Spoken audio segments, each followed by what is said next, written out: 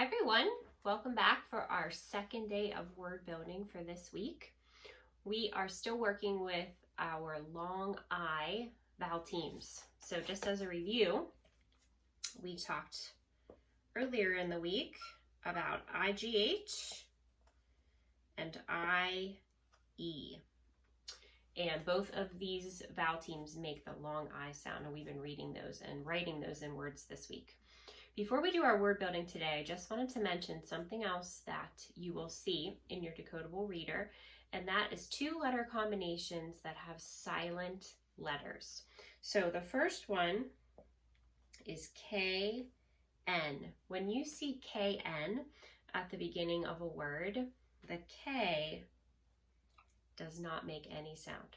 It just, it's completely silent, and the only thing is that you hear is the N. Like if I do the word no, like I know the answer, okay?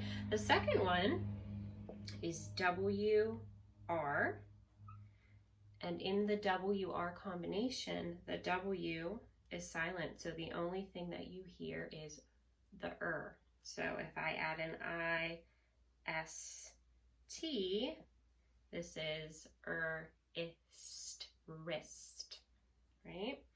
I just wanted to mention those because, like I said, you will see them in your stories this week. So we're going to start our word building today with some words that have silent letters. So go ahead and get your boards ready. And let's begin with K, N, O, T. Remember, the K is silent. What's the word? Good. This is like something you would find in your shoe. Lace. Let's change the O to an I. Remember, the K is still silent. And what's the word? Good. Okay, let's change our silent letter combination. Let's do that WR. Remember that the W is silent. It doesn't make any noise. And then add our E. And you can see this makes an I consonant E. What's the word? Good. This is what we are doing right now with our markers, right? Okay, let's change the T and the E and add NG. This W still does not make any noise. And we have a glued sound here, ING. What's the word?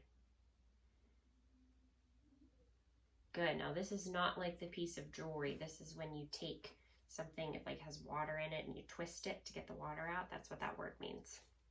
Okay, good. Let's change the W to a B. Now we have a blend and a glued sound. What's the word? Good. Let's go back to that long I combination. So erase the N and erase the G. Okay, and let's add a G, H to make our IGH, and add a T at the end. Remember that IGH makes our long I sound. So what's the word? Good. Erase the B, add F. Now what's the word? Good. This is something you feel when you get a scare, right? Okay, let's change the R to L. What's the word? Good. Let's change our long I combination. So erase the G and the H. Let's add in E. So now we have IE. And then let's add our suffix S. And what's the word? Good, and we know this is something you can do in an airplane, or it can mean more than one fly, right? Okay, let's change the F and the L to the letter P. What's the word? Good. Change the P to L. And what's the word? Let's change back one more time to our other vowel team, IGH.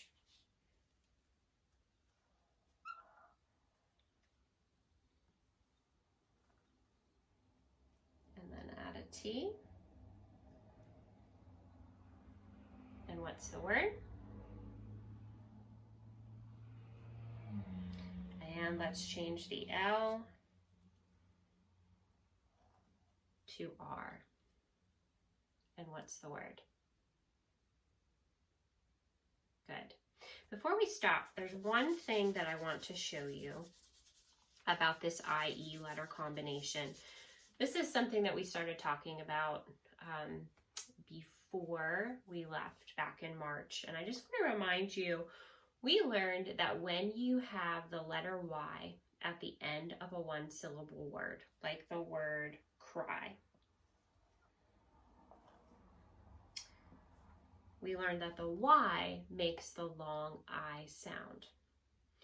When you want to add a suffix to a word like cry, you have to do something first. Does anybody remember? You're thinking, what did we learn? You have to change the Y to I, and then you can add your suffix. So let's say we want to make it cried.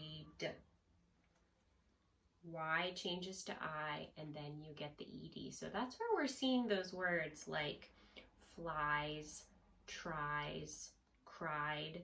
Those are all words where the base word ends with Y, and in order to add a suffix, you have to change Y to I, and then add your suffix. I just wanted to remind you of that when you're seeing these words and reading them. I hope you have a great rest of the week, and I will see you for our next word building.